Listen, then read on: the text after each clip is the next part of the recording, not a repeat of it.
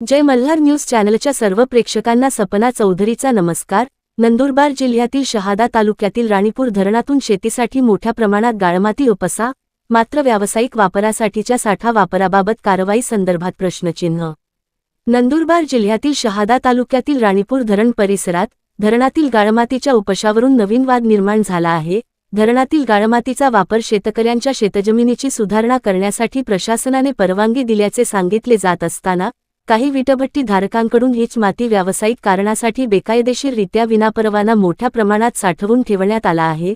स्थानिक नागरिकांच्या म्हणण्यानुसार राणीपूर धरण परिसरात गेल्या काही दिवसांपासून मोठ्या प्रमाणात धरणातून गाळमातीचे उत्खनन सुरू आहे।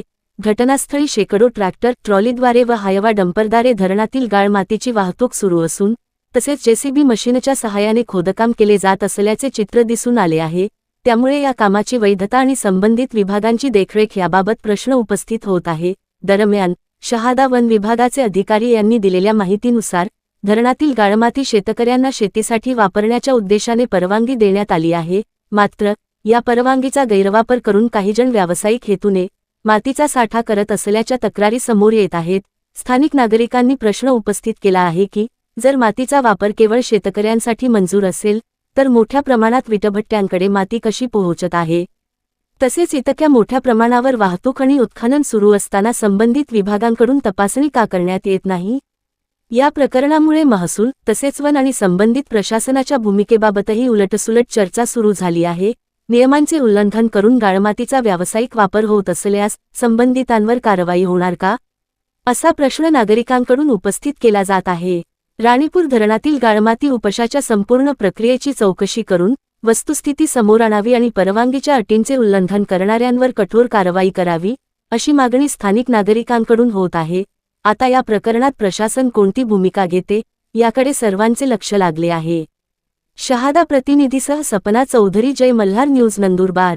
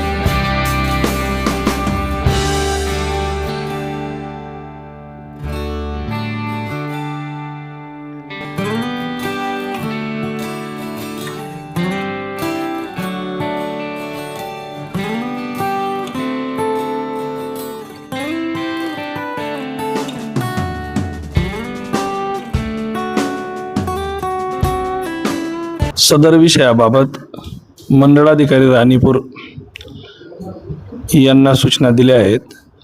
त्यांनी दिलेल्या माहितीनुसार सदर धरण हे फॉरेस्टच्या हद्दीत आहे आणि वन विभागाने शेतकऱ्यांना गाळ काढायला परवानगी दिल्याचं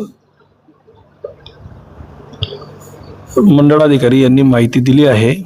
तरी मंडळाधिकारी यांना सदर बाबत चौकशी करून अहवाल सादर करण्याच्या सूचना दिलेल्या आहेत।